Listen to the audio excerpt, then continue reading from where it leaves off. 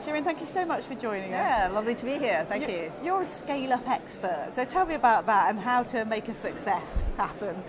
So maybe a little background on me. So I started my own software company in the early 2000s. So ID on a napkin, and there was a change in the industry and where I was working, so mobile telecommunication. And because I'd been working in that industry as an engineer, I kind of knew what was coming, and I knew that the relevant products weren't in the market. So that gave me the idea to start my own business, and took that from basically idea on a napkin to an international business, and eventually exited it in 2013.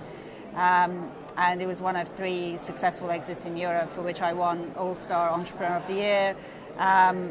Extremely successful for both investors as well as founders, myself, and staff. So a very happy story. I learned a great deal from that experience in terms of scale up, and certainly as CEO, founder, trying to take a business, managing a business that's 10 people to managing a business that's 100 is completely different to managing a business that's 200, 300. So it just keeps changing.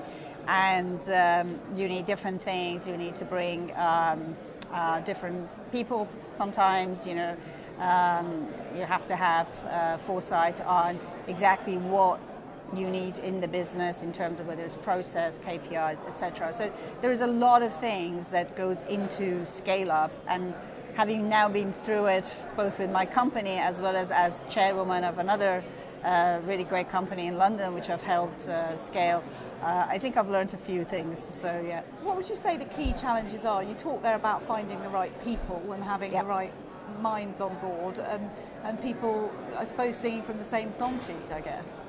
Yeah, so obviously now I'm actually work for Frog Capital, which is obviously a VC fund, and we invest in scale up.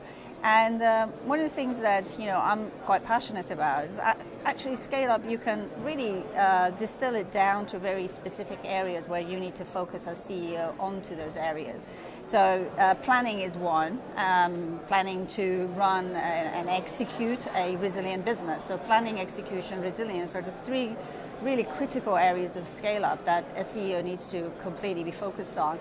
And having the right team is part of that. The strategy is part of that. Making sure the sales and marketing is absolutely humming is part of that. Making sure the delivery is going well. So it's all parts of the organization. And of course, you have to make sure that you've got adequate funding to achieve the next set of milestones you want in the business, and with a very, very keen eye on the eventual exit. So as an entrepreneur and founder CEO, there are different elements of scale up that you need to focus on. And as you say, team is actually one of the most critical elements of that. To have a high performing team is the difference between success and failure. And actually the VC can be a crucial part of that team too. Absolutely, because as VCs, we of course invest money, but we also sit on the boards of these companies, and it's incumbent, I think, on those VCs to add value, and not just through cash, which is obviously very important, but through other things. And one of the things that certainly we pride ourselves at Frog is that we've got operational experience, so we bring a different set of experience to the board, and we can really help in certain situations. And even if we can't specifically help, we've got an extended family of friends that we've picked up over the years that can help. But I absolutely agree that VC is definitely part of that high performing team and high performing board, actually.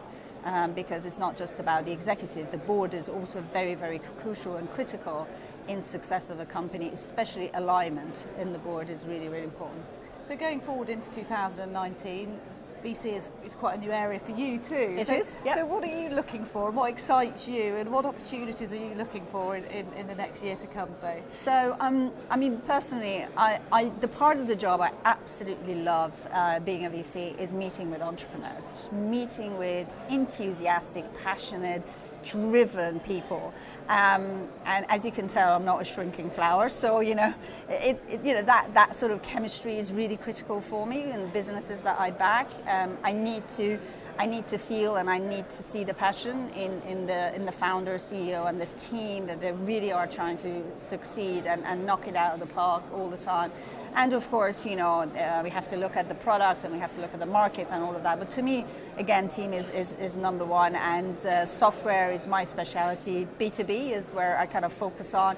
But really, I actually like all kinds of businesses, especially ones that have a differentiated technology. And those are the areas that I get quite excited about. Having been a kind of a deep, or from a deep tech type of background myself, my company, for example, had over 20 patents and so on in our business. I get quite excited when there is a real differentiated technology in a business. So. And also a great team by the sound of it. You talked there a lot Totally. about how much the people count. And I guess Yes. being at a conference like this at Super Investor, you get to meet a lot of interesting people. Is it a valuable experience for that reason to be here? Absolutely. I mean, it's been great. I mean, yesterday I had back-to-back meetings, and you know, it's a great environment to meet with you know, other GPs and LPs, and just exchange ideas and you know, and learn from others. So yeah, I've really enjoyed it. It's been fun. Exciting year ahead for you, hopefully. Shirin, thank you is. so much for joining us. Thank you Great to so hear your much. I insights. appreciate Thank it. you. Yeah, thanks.